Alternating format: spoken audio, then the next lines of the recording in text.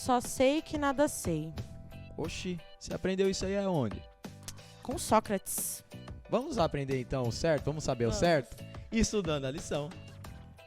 Vamos, gente, chegou quinta-feira, estamos quase acabando aí, vamos que vamos, com o título Consequências da Imortalidade. Fernanda, então, a pergunta que temos para hoje é a seguinte: como a crença na imortalidade da alma pode afetar o nosso relacionamento com Jesus? Então, é muito interessante, eu estive estudando, né?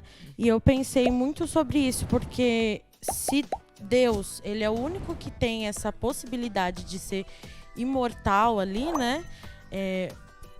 Não tem como a gente ir contra isso. Falar que nós podemos ter essa possibilidade é uma afronta a Deus, né? E somente Deus possui esses atributos de imortalidade: onisciência, onipotência e onipresença. Então, ir contra isso, ir contra a natureza, né, da imortalidade, é ir contra Deus.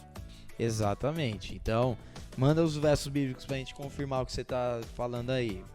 Bom, o nosso primeiro verso é Apocalipse 14:7. Diz assim, ó: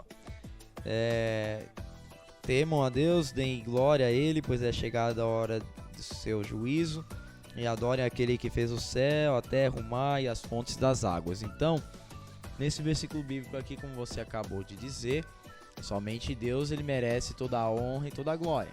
Somente Deus, ele é imortal. Então, Exatamente. somente Ele merece toda a honra. E quando nós colocamos que as pessoas são imortais, estamos dizendo que o ser humano, ele é mais importante do que Deus. Exatamente. E o próximo verso, manda aí. 1 Coríntios 15:3. O 15:3 diz assim: antes de tudo, entreguei a vocês o que também recebi, que Cristo morreu pelos nossos pecados, segundo a Escritura. Então, somente Deus, então, ele é imortal, certo? Conforme acabamos de dizer aqui. E somente, imagina, Fernanda, se o ser humano ele é imortal, ele tem uma alma imortal, teria necessidade Jesus ele ter morrido para que a gente tivesse vida novamente? Não teria necessidade nenhuma. Então, Não faz sentido, né? tá vendo como a imortalidade da alma, acreditar no dualismo, acreditar nessas coisas, vão contra o que a Bíblia diz, Exatamente. contra o próprio plano da salvação. Então, se o ser humano é imortal, para nada serve o sacrifício de Jesus, porque ele morreu pelos nossos pecados, certo? Se o pecado ele não afeta a vida do ser humano, então tem alguma coisa errada aí, certo? Exatamente. Qual que é o próximo verso então? 1 Coríntios 6:19. Eita, vamos lá, o 6:19, esse é um famoso, hein? Será que vocês não sabem que o corpo de vocês é o santuário do Espírito Santo, que está em vocês e que vocês receberam de Deus e que vocês não pertencem a si mesmo? Porque vocês foram comprados por preço. Agora, pois, glorifiquem a Deus no corpo de vocês. Se a alma é o que realmente importa, conforme que os gregos diziam. Por que é necessário cuidar do nosso corpo, Fernanda? O corpo, ele é o templo do Espírito Santo. Se não fosse tão importante assim, não teria esse nome, né, gente? Então, nós devemos sim cuidar do templo do Espírito Santo, da nossa saúde, né, conforme os mandamentos de Cristo também. E ter essa ciência de que Deus, ele cuida não apenas de uma parte da nossa vida, né? Cuida do todo. E o corpo é o todo. Exatamente. Então, Fernanda, pensa comigo. Se você tá meio ruim fisicamente, seu corpo tá, vamos lá, uma doença que você tem alguma que ataca às vezes. Gastrite.